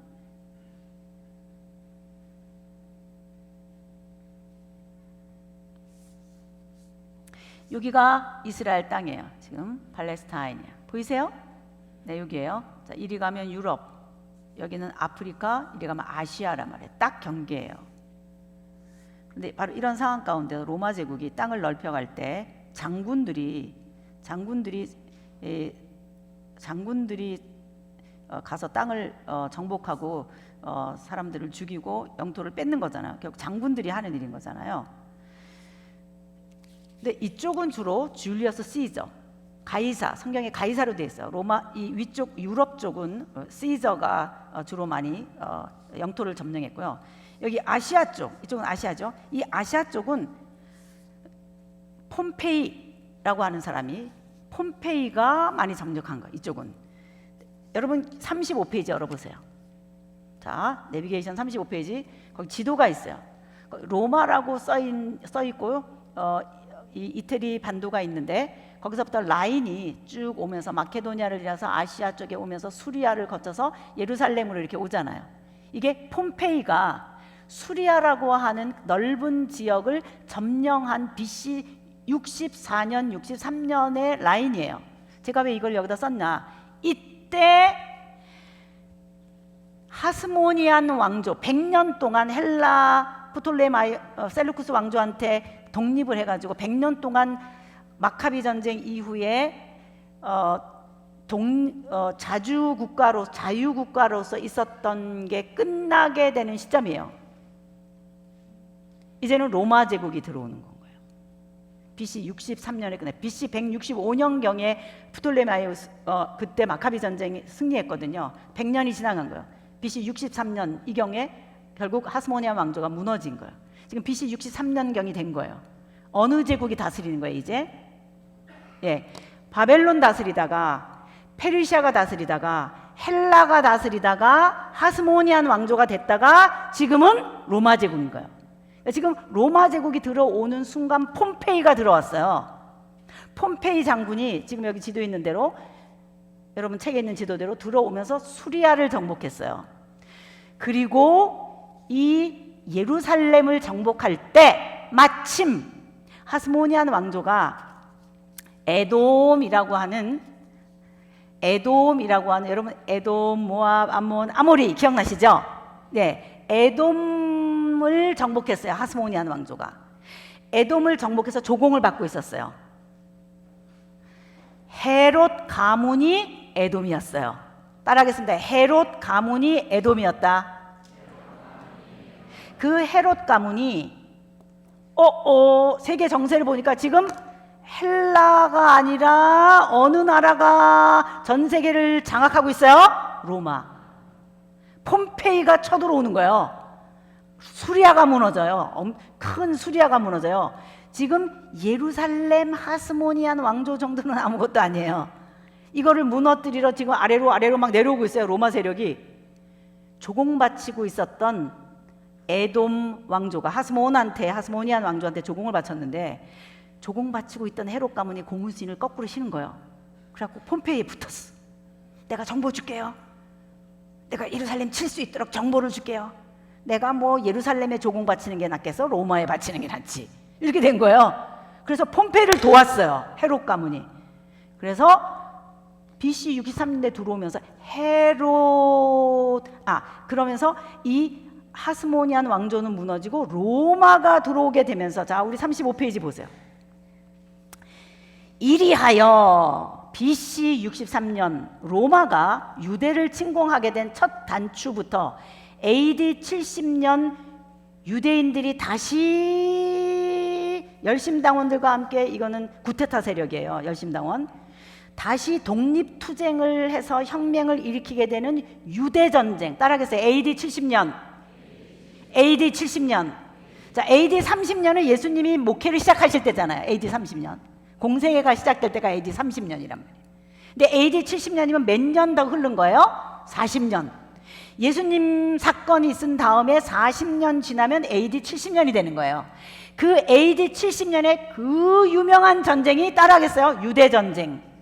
유대전쟁이 일어났는데, 이 유대전쟁 때까지 헤롯 가문이 서브리스 주는 것처럼 대로마 제국 폼페이 밑에 붙어서 들어오기 시작하더니, 헤롯 가문이 이중으로 유대 포로 귀환 공동체를 다스리게 된 거예요. 자, 위에 큰 형님은 로마예요. 밑에 누가 또 잘난 척하면서 유대를 다스리고 있어요? 헤롯 가문이. 그래서 우리가 예수님의 생애를 읽으려고 하면 총독도 나오고 헤롯도 나오고 황제 가이사도 나오고 막 이런 이름들이 많이 나오는데, 도대체 뭐가 어떻게 됐다는 건지 우리가 알 수가 없는 거예요. 그렇게 이름들이 많이 나와도 대헤롯은 뭔지, 황제는 뭔지, 분봉왕은 뭔지 막 이런 게 우리한테 어려웠던 거예요. 자, 이제 조금 세계사와 지금 이런 상황 가운데 포로 귀환 공동체가 어떤 식으로 연결되는지 이해가 되십니까? 네. 그러니까 헤롯 가문은 로마의 도움을 받아가면서 유대를 옆에서 함께 다스리고 있었던 사람들이다, 이 말이에요. 그러니까 이렇게 처음으로 헤롯 가문이 들어올 때 있었던 사람이 The Great라고 불리는 헤롯 대왕이었던 거예요. 이 사람이 죽던 해가 예수님이 탄생하던 해여서, 이것이 헤롯 대왕이 죽을 때가 BC 4년이었거든요. 그래서 AD 1년을 예수님 탄생의 원년으로 쓰기도 하지만, 학자들이 다시 추적해 보니까 헤롯 왕이 죽을 때가 BC 4년이어서 BC 4년이라는 말을 많이 쓰기도 하는 거예요. 그러니까 어쨌든 헤롯 대왕이 예수님의 탄생과 연결되어 있어요. 헤롯 대왕은 누군가? 이 에돔의 왕인데, 총독이었죠. 처음에는 조공을 바치는 총독이란 이름으로 있었지만, 하스모니안 왕조한테 그랬지만, 나중에 폼페이에 붙어가지고 자기가 밑에서 다른 이름으로 대헤롯이라고 하는 이름을 로마한테 가서 왕위를 받아가지고 와서, 예수님의 비유에도 나오는 말이에요. 왕위를 받아가지고 와서 이 유대를 다스리고 있는 이 사람이 헤롯 대왕이고요. 헤롯 대왕의 아들들 가운데 그 땅을 또 나눠줬어요. 그래서 분봉왕이라고 하는 이름을 준 거예요. 자, 누구의 아들들이었다고요? 헤롯. 그래서 37페이지에 보면은, 자, 우리 여러분 책에 37페이지를 보세요. 거기 갈릴리도 있고 유대도 있고 사마리아도 있고 뭐 이렇게 돼 있는데, 1번, 2번, 3번, 4번 이렇게 써 있잖아요. 1번이 대헤롯의 아들 가운데 아켈레아오라고 하는 아들에게 준 땅이에요. 이 사람이 분봉왕인 거예요. 분봉왕. 그리고 또 안티파스라고 하는 헤롯도 있어요. 이 사람도 분봉이고, 이 사람은 갈릴리를 다스렸어요. 요단 동편 베레아 지방도 다스렸어요. 이 사람이 안티파스예요. 예수님이 여우라고 말했던 헤롯이에요. 들어본 적 있어요? 여우? 네. 그러니까 성경을 기본적으로 좀 읽어놓은 게 있으면 제 얘기가 들리고, 아, 이게 그 사람이구나 이게 들리고, 아니면 조금 더 어려울 수 있어요. 근데 괜찮아요. 성경은 다 헤롯이에요. 그냥 대헤롯도 헤롯이고 분봉왕도 헤롯이고 그냥 헤롯이야. 헤롯 빌립도 헤롯이에요. 그래서 여기 지금 그런 내용이 있어요. 아하, 분봉왕은 누구의 아들이구나? 대헤롯의 아들이구나. 에돔이랑 얽히기 시작해가지고 예수님의 생애 속에 이런 왕들도 나타나는구나, 이렇게 여러분들이 생각하시면 되는 거예요. 그럼 총독은 뭔가? 지금 제일 큰 나라는 로마인 거예요.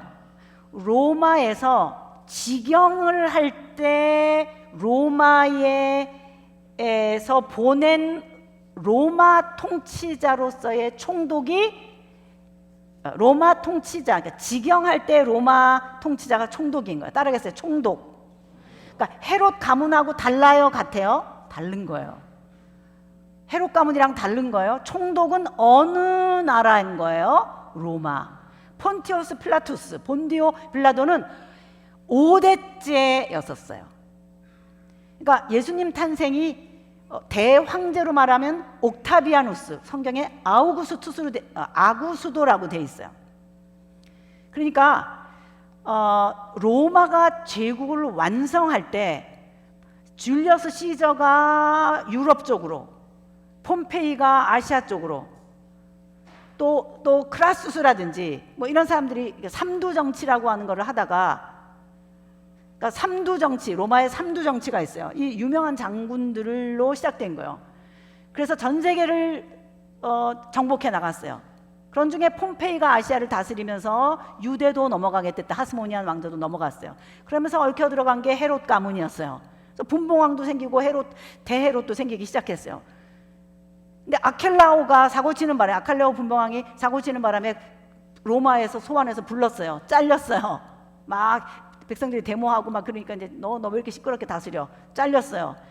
잘리면서, 아켈라오가 잘리면서, 아켈라오 분봉왕이 잘리면서 우리가 지경하겠다라고 해서 보내기 시작한 사람이 총독이었어요. 그러니까는 위에는 여우라고 불리우는 헤롯 안티파스가 다스리고 있고, 왜 성경에서 왜 헤롯도 나오고 총독도 나오나? 아직 위에는 분봉왕인 거예요. 근데 예루살렘 헤드쿼터는 로마가 지경을 하게 된 거예요. 아켈라오를 자르면서. 그래서 누가 다스리기 시작했나? 총독이. 이해되십니까? 재판은 누구에게 받으신 거예요? 예수님이 총독에게 받으신 거예요. 이 사람 갈릴리 사람이야? 그러면 우리 총독이 다스리는 예루살렘권이 아니잖아. 갈릴리 도 다스리고 있는 실권자인 헤롯 안티파스에게 보내라. 그래서 간 거예요. 이해되십니까? 네. 다 아는 얘기 하고 있어요. 제가 그래도 재밌어요? 그래도 재밌어요?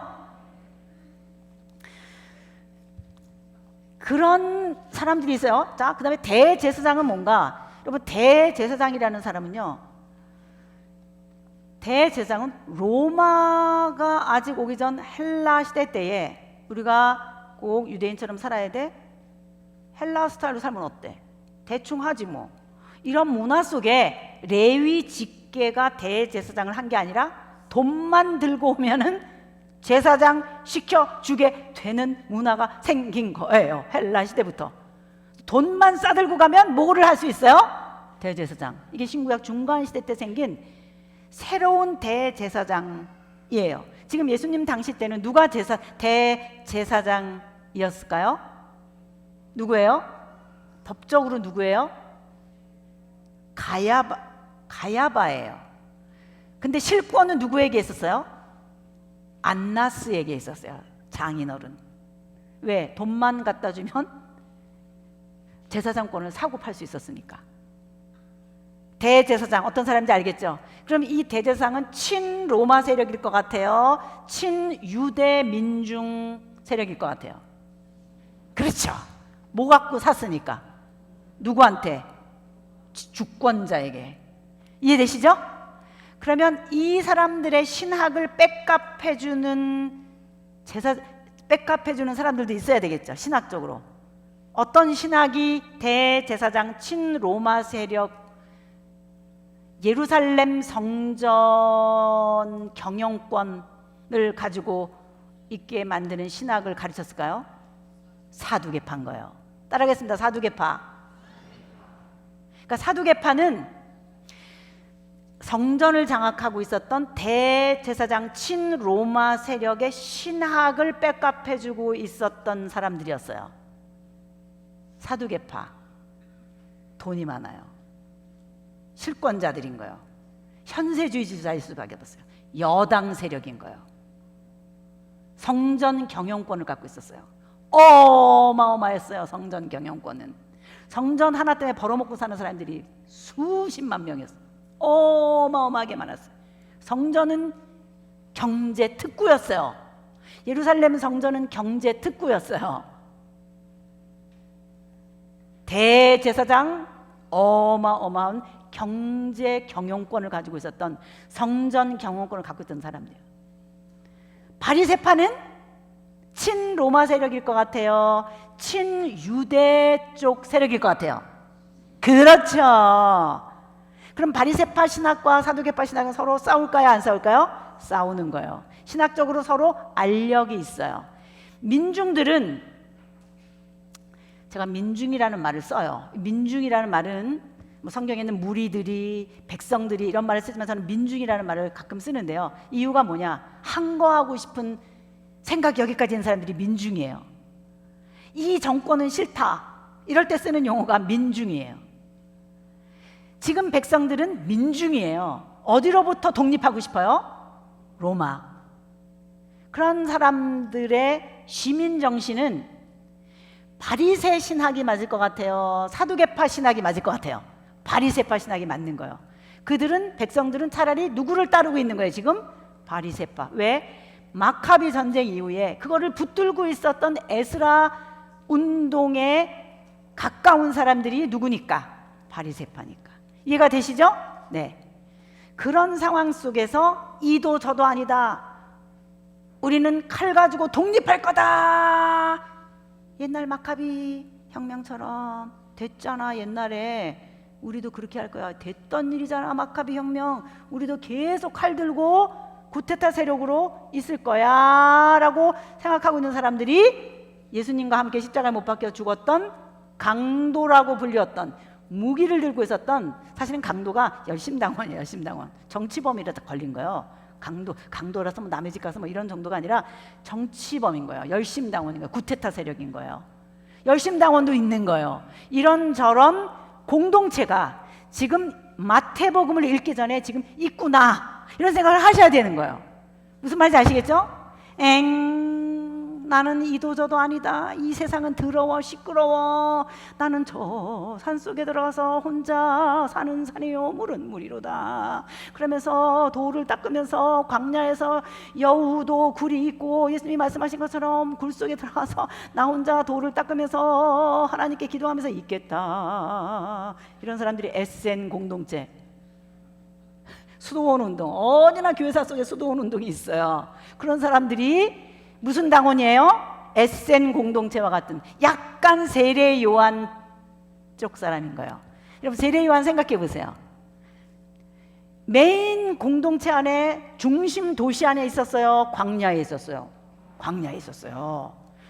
그걸 이해하고 계셔야 돼요. 이걸 전부 사회적 성격이 이렇게 달랐구나를 생각해야 돼요. 그냥 세례 요한은 네 글자 세례 요한, 바리새파 그러면 안 되고, 제가 지금 말씀드린 것처럼 이렇게 하나하나 그 사람들의 컬러가 보여야 돼요. 이런 SN 공동체, 이런 수도원 운동, 이런 사람은 굴 속에 들어가서 사본 정리하는 사람, 서기관, 성경이 다 사본이잖아요. 그때 쓰는 두루마리 다 써가지고 이렇게 항아리 속에다 넣어놓아서 사회사본 이런 거 땡 돌멩이 던져가지고 이런 이렇게 사본 발견하고 이런 것처럼, 그런 사람들이 산 속에 들어가서 그걸 광야라고 말해요. 예수님이 광야에서 40일 동안 금식기도 하셨다. 그런 거 여러분 기억나시죠? 예, 그게 그거예요. 광야에서 사람 없는 곳에 굴 속에서 이런 데서 득도하는 것처럼 세상을 끊고 있는 사람들, 그런 사람들이 있는 거예요. 그러니까 예수님의 사복음서를 이해하기 위해서는 이런 내용들을 여러분이 다 알고 있어야 된다, 이 말이죠. 결국 구약의 끝은 뭐냐? 세계사였고 하나님이 말씀하신 대로, 다니엘을 통해서 말씀하신 대로 그대로 세계사가 이루어졌고, 바벨론, 페르시아, 알렉산더 헬라 제국을 지나 지금 무슨 시대가 됐다? 로마 시대. 그리고 후른 중에 포로 잡혀갔다 돌아온 사람들이 포로 귀환 공동체에서 붙들고 있는 거는 에스라 운동. 그것이 뭐가 됐냐? 우리는 유대인이야, 우리는 헬라 사람들인가 달라. 그래서 유대인, 유대교가 됐고, 그런 상황 속에서 마카비 운동도 일어났고, 이 안에 우리는 유대인으로서 어떻게 살아가야 할 것인가 가 그들이 붙들고 있는 성경, 모세오경 이런 것들을 다시 재해석하게 해서, 그들은 지금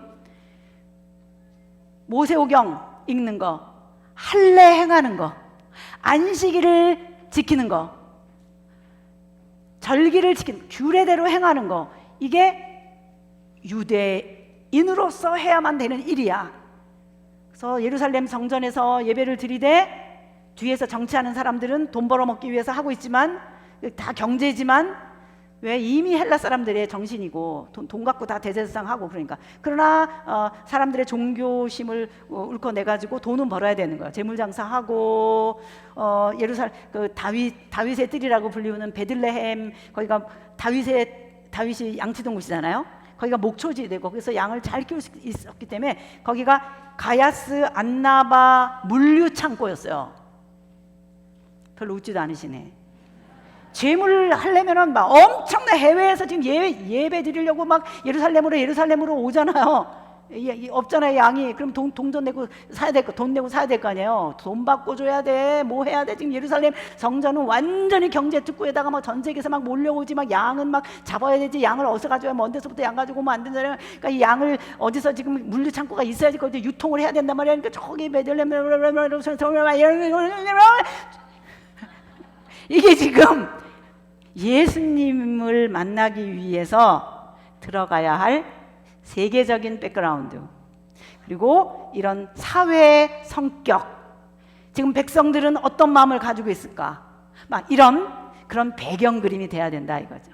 그래서 성경은 에덴에서부터 바벨론 제국이라고 하는 제국의 발흥까지, 창세기 1장부터 11장 세계사, 인류 일반 역사, 바벨론 제국의 발흥까지 세계사로 출발했지만, 구약의 끝도 역시 뭐다? 세계사다. 세계사 속에 왜 이스라엘의 하나님이 진정한 왕이시며 모든 종교와 사상과 철학을 뒤로 하고 히브리 민족의 하나님, 헤브라이즘, 에스라 공동체가 붙들고 지금 예수님까지 오고 있는 이 내용이 진짜 진리인지를, 이렇게 두터운 세계사적 백그라운드를 가지고 신약으로 들어가야 된다 이 말이죠. 하나님은 너로 인하여 모든 민족이 복을 받으리라 하고 시작한 창세기 12장의 열정을 가지고 지금도 이 이스라엘 백성을 못 놓고 붙들고 팔레스타인에서 지금 뭔가가 시작되고 있는 게 신약으로 들어가기 전 찰나다 이 말이죠. 재밌을 것 같은 예감이 들지 않는가? 네, 우리 일어나서 지금 찬양하고 기도하고 마쳐도 되죠? 자, 우리 일어나셔서 이제 예수님의 생애로 들어가기 전에, 아하, 성경은 모든 민족이 구원을 얻기까지, 그래서 오늘 우리에게까지 이 복음이 들어왔구나. 아하, 이게 이런 찬양이구만. 아하, 이게 그런 내용이구만. 성경은 세계사구나. 그냥 누군가의 사상 정도가 아니구나. 시타르타, 뭐 공자, 뭐 이런 정도 한 사람의 사상이 아니라 세계사를 타고 흘러내라는 객관적인 내용을 가지고 이렇게 하나님이 누구신지를 보여내고 있는 어마어마한 내용이구나. 하나님의 꿈은 너로 인하여 모든 민족이 아하자 하나님의 자녀가 되는 복, 이것을 꿈꾸고 있구나. 세상 모든 민족이 구원을 얻기까지. 이거 맞죠? 네, 찬양하고 기도하고 마치도록 하겠습니다. 세상 모든 민족이 구원을 얻기까지. 성경은 세계사다. 지지 않으시는 하나님, 주의 심장 가지고 우리 이제 일어나 주 따르게 하소서.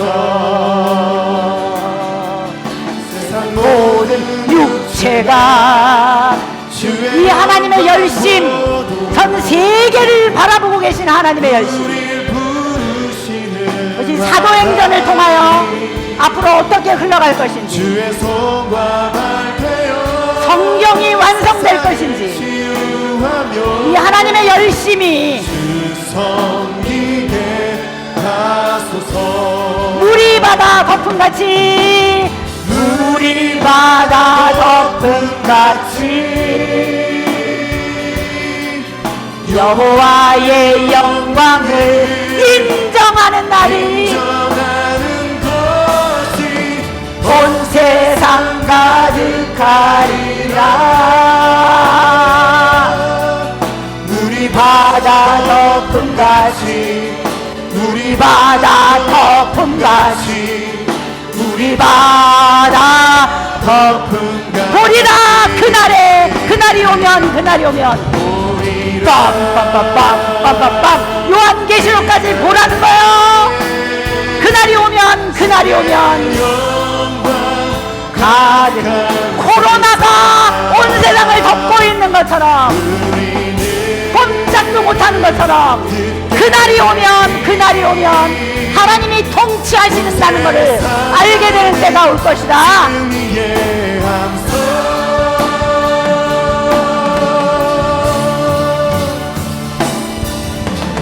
물이 바다 덮음같이 여호와의 영광을 인정하는 것이 온 세상 가득하리라. 물이 바다 덮음같이, 물이 바다 덮음같이, 물이 바다 덮음같이. 기도하겠습니다. 성경에 써 있는 하나님의 말씀만 그 정도만이 아니라 성경이 없어도 세계사가 실제가 성경대로 됐다는 것을 알게 해주셔서 감사합니다. 세계사의 크신 하나님이 오늘 나를 통해 어떻게 영광 되어 가실 것인지 기대하며 오일을 맞게 하여 주시옵소서. 다시 하나님의 말씀으로 물이 바다 덮음처럼 내 영혼을 덮어 주시옵소서. 앞으로 오일에 기름 부어 주시옵소서. 계시의 영을 허락하여 주시옵소서. 예수 그리스도의 이름으로 기도합니다. 아멘.